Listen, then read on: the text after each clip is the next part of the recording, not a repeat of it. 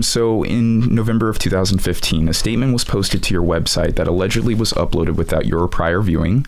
The post called on then President Obama to not intervene militarily in the Syrian civil war, stating that the U.S.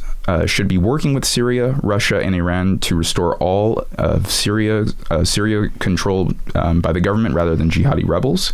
The statement was later deleted and accompanied by a new message calling for principled collaboration in bringing a weapons embargo to the region, freezing the bank accounts of countries that continue to fund terrorist groups, promoting a ceasefire, and supporting inclusive peace talks. Your then spokeswoman, Melissa, I believe is her name, Figueroa, she stated that you never took the position of returning control of Syria to Assad, but it begs this question. If you were elected president, would you work with countries like Syria and Russia that habitually violate human rights? Yes. Because we've got to solve our problems, and we got some really critical problems between us, and that includes the potential to whether by intent or by accident, to slip into a nuclear confrontation. And that could happen in Syria, especially now that we have 500 ground troops there who could get themselves into the line of fire. There's all kinds of cross alliances going on here between Turkey and the rebels against Turkey and rebels with Assad and against Assad. There's just enormous potential for those alliances to trigger conflict. And having two nuclear powers now in Syria that are sort of collaborating, but kind of not as well. But it was the Kurds in particular that I was thinking of also. The Kurds are, they're allies of us. They are some of the most powerful opponents of ISIS, but they are opponents of our other ally, Turkey. And so it's a very crazy and explosive scene. It needs to be basically dismantled. It needs to be neutralized. We need a ceasefire. We need a weapons embargo. And in my view, we need to stop allowing our allies and ourselves to send money overtly or covertly to ISIS and its terrorist cousins.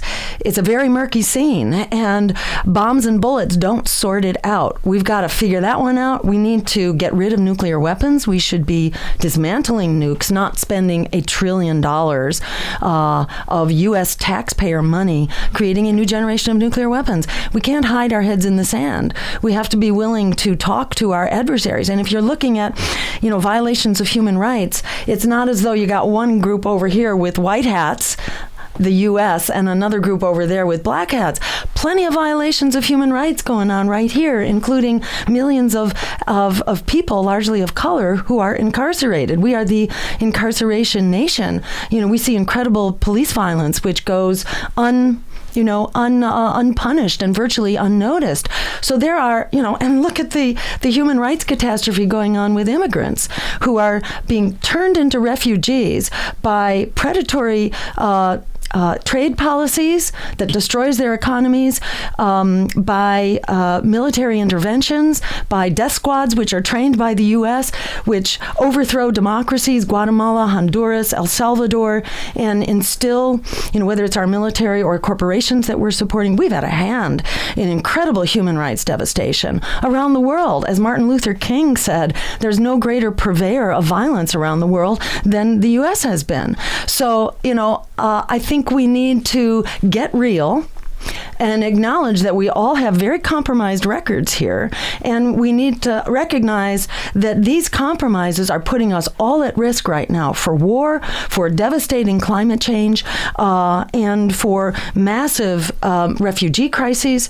We need to start talking to each other, and we need to start dealing with each other in a principled way, and that includes defusing this time bomb, this ticking time bomb in Syria. It means we got to talk to all parties, and we need to move forward in a way that enhances us all. And let me just say very briefly, Instead of spending half of our discretionary budget on the military, we could be putting that money into transforming our economy into a green economy. We wouldn't have to have the wars for oil to start with, and we should be leading the way and encouraging Russia and China to do that. But China's already doing it. Russia's having a problem because they're totally dependent on fossil fuels.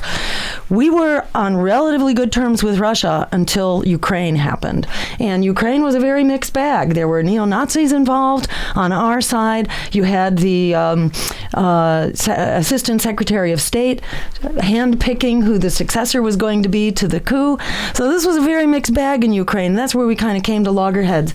And there appears to be a weapons industry that is fanning the flames of conflict here. They want a reason to have a big weapons expense budget. Most Americans don't know that almost half of your income taxes are going for these failed wars, which have been catastrophic.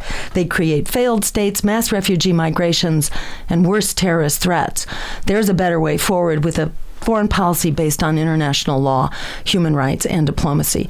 That's the direction that we need to go in. Absolutely. Thank you so much for being here. This was truly a pleasure, Jill. Thank you. My honor. And I'll just conclude saying that we need to end student debt. We need to bail out young people so we can get you out there and liberate you to be leading the way forward. Instead of spending $1 trillion on a new generation of nuclear weapons, which is what the Democratic White House obligated us to, $1 trillion, let's spend that $1 trillion on liberating a new generation of young people to be actors in our economy and lead the way forward. We can do this the minute we stand up with the power of our convictions. And I want to encourage people to go to Jill2016.com or go to the California Green Party website or go to Kenneth Mejia, which is Mejia4Congress.com and plug in and let's take our future back. Awesome. Thank you again so much. Truly. Thank you. Thank you very much.